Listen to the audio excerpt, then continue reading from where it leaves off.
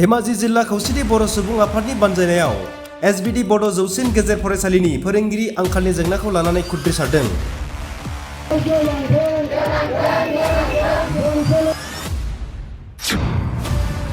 फोरोंगिरिनि आंखालनि जेंनाखौ थाबैनो सुस्रांनांगौनि दाबि।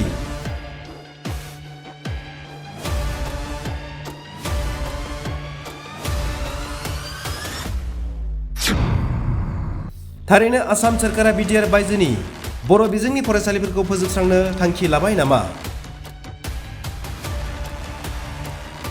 दिनै धेमाजि जिल्ला खौसेथि बर' सुबुं आफादनि बानजायनायाव लोगोसे गुबुन गुबुन बर' माहारियारि आफादफोरनि हेफाजाबाव धेमाजि जिल्लानि बेन्दोंआव थानाय एसबिडि बड' गोजौसिन फरायसालिजों लोगोसे धेमाजि जिल्ला गुबुन गुबुन बर' बिजोंनि फरायसालिफोराव फोरोंगिरि आंखालनि जेंना, सम बायदियै फरायसाफोरनो फरा बिजाब होयि बायदि बायदि जेंनाफोरखौ लानानै एसबिडि बड' गोजौसिन गेजेरारि फरायसालिनि फरायसा फरायसुलिफोरखौ लानानै एसबिडि बड' गोजौसिन गेजेर फरायसालि लांगोनायाव खुद्रिसारनाय हाबाफारि लादों। बर' गोजौसिन गेजेरारि फरायसालिनि जि लांगोना मोखाङाव जोंनि फरायसा फरायसुलिफोरा स्कुल क्लास बर्जन खालामनानै क्लासखौ दोननानै दिनै होसिख्रावनायनि मेन उद्देश्यआ जाबाय जे जोंनि फरायसालिफ्राव बर' माध्यमनि फरायसालिफ्राव बर' बिजोंनि फरायसालिफ्राव नांगौ रोखोमनि फोरोंगिरि गैया। दिनै जायनि जाहोनाव दिनै जोंनि गथ' गथायफ्रा जोंनि फरायसाफ्रा दिनै लामायाव ओंखारना दिनै खुद्रिसारनो गोनां जादों, क्लास बर्जन खालामना दिनै खुद्रिसारनो गोनां जादों।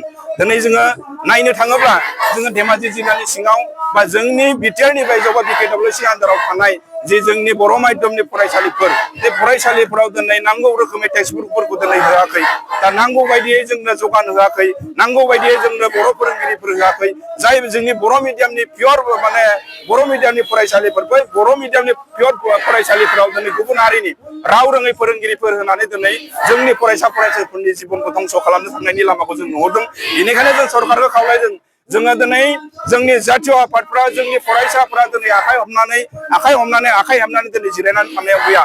जोङो उन बाराव फैबाय थानाय समाव जोंनि खावलायनाय जोंनि डिमान्डफोरखौ जुदि सरकारा मानियाबा जोङो बेनिख्रुइ बांसिन आरो बेनिख्रुइ देरसिन जोङो आन्दलन खालामनो थाखायबो जोङो राजि दङ।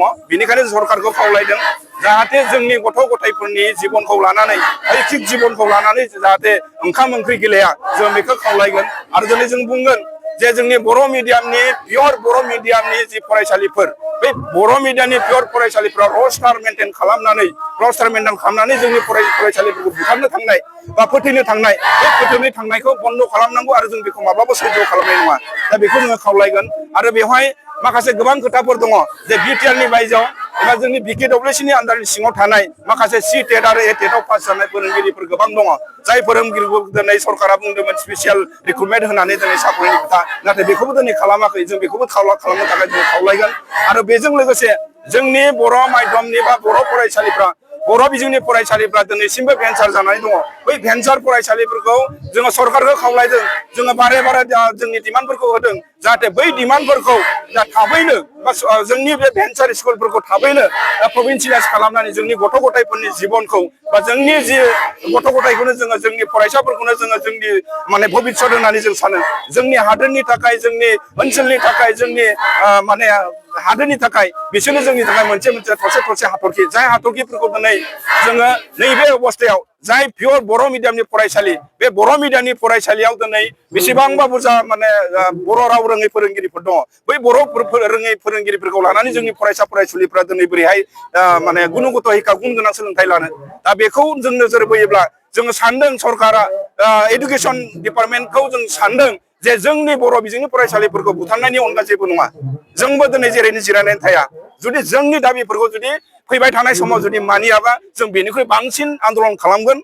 जों बेखौ जोंनि जे हिक्षा मन्त्रि, सोलोंथाइ मन्त्रि जों बेखौ खावलायगोन। आरो मोनसे खोथाखौ बे समाव आं बुंगोन, खबरदार सोलोंथाइ मन्त्रि, नोंथांनि जे 26 सनाव जे बिधान सभानि इलेक्सन जानो दङ, दा बेनि सिगां जोंनि डिमान्डफोरखौ जुदि मावफुंनानै होआबा जे जोंनि बर' रायजो राजाफ्रा, जोंनि आइ आफाफ्रा जे नोंथांजों दङ, जों बेखौ माब्लाबा बादा होनो हानाय नङा। दा बेखौ नोंथाङा जोंखौ दाय होनो मोननाय नङा। जोङो बे समाव नोंथांखौ खावलायगोन जे जोंनि दाबिफोरखौ जाहाथे बे गोख्रैनो 26 सननि सिगां जाहाथे मावफुंनानै होयो, जोङो बेखौ खावलायगोन।